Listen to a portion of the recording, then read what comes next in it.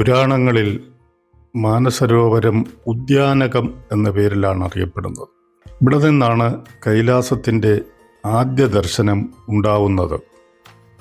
ഭക്തർ നിലത്ത് സാഷ്ടാംഗം പ്രണമിച്ച് സായുജ്യമടയുന്നു. മഹേശ്വരൻ്റെ സവിധത്തെ ആദ്യമായി കാണുമ്പോഴുള്ള അനുഭൂതി പറഞ്ഞറിയിക്കാവതല്ല. ബ്രഹ്മാവ് മനസ്സിൽ നിന്നും രൂപപ്പെടുത്തി എടുത്തതാണ് മാനസരോവരം. അപ്സരസുകൾ നീരാടാൻ വരുന്നത് ഇവിടെയാണ്. വസിഷ്ഠനും അരുന്ധതിക്കും ഈ തീരത്ത് വെച്ച് പല സിദ്ധികളും ലഭിച്ചിട്ടുണ്ടെന്നാണ് പുരാണം പറയുന്നത്. വാൽമീകി രാമായണത്തിൽ സരോവര തീരത്തെക്കുറിച്ച് വിശദമായി പറയുന്നുണ്ട്. സരയൂ നദി ഇവിടെ നിന്നാണ് ഉത്ഭവിക്കുന്നത്. പൗർണമി രാത്രിയിൽ പാർവതീദേവി സഖിമാരുമൊത്ത് നീരാടാൻ വരുന്നത് ഈ പൊയ്കയിലാണ്.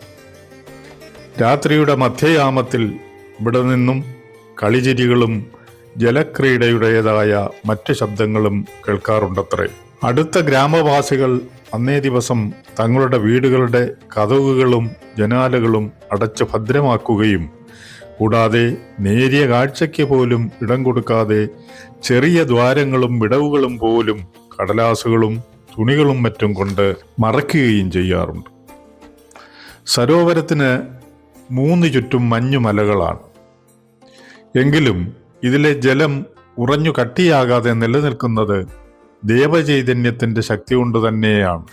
നിരവധി ഹിന്ദു ബുദ്ധ സന്യാസിമാർ ഈ തീരങ്ങളിൽ ഇപ്പോഴും തപസ്സനുഷ്ഠിക്കുന്നുണ്ട്. 86 കിലോമീറ്റർ വിസ്തൃതിയിൽ പരന്നു കിടക്കുന്ന മാനസരോവരം വലം വയ്ക്കുന്നത് തന്നെ മോക്ഷപ്രാപ്തിക്കുള്ള മാർഗമാണ്. സരസിൻ്റെ 8 ദിശകളിൽ 8 മഠങ്ങളുണ്ട്. ഈ സരോവരത്തിൻ്റെ 7 കിലോമീറ്റർ പടിഞ്ഞാറ് മാറി മറ്റൊരു തടാകവുമുണ്ട്. അതിൻ്റെ പേര് രാക്ഷസൽ തടാകമെന്നാണ്. കൈലാസശൈലം കെട്ടിവലിച്ച് ഇളക്കിയ രാവണൻ ശേഷം കുളിച്ചത് ഈ തടാകത്തിലാണെന്ന് വിശ്വസിച്ചു പോരുന്നു. ഈ തടാകത്തിൽ ജീവജാലങ്ങൾ ഒന്നുമില്ലാത്തത് അതുകൊണ്ടാണത്രേ. ഈ 2 തടാകങ്ങളും തമ്മിൽ 10 കിലോമീറ്റർ നീളത്തിൽ ഒരു ജലപ്രവാഹവുമായി ബന്ധിക്കപ്പെട്ടിരിക്കുന്നു. ലോകത്തിലെ ഏറ്റവും മനോഹരമായ ശുദ്ധജല തടാകമാണ് മാനസരോവർ എന്ന് കണ്ടെത്തിയിട്ടുണ്ട്. ഇതിൽ ധാരാളം അരയന്നങ്ങൾ സദാ നീന്തിത്തുടിക്കുന്നത് കൗതുകമുളവാക്കുന്ന കാഴ്ചയാണ്. വലിയ മത്സ്യസമ്പത്തുള്ള തടാകം കൂടിയാണ് മാനസരോവരം. തടാകത്തെ ചുറ്റിയുള്ള ഉർലാമന്ദാത എന്ന പർവ്വതം നിഗൂഢതകൾ നിറഞ്ഞതാണ്.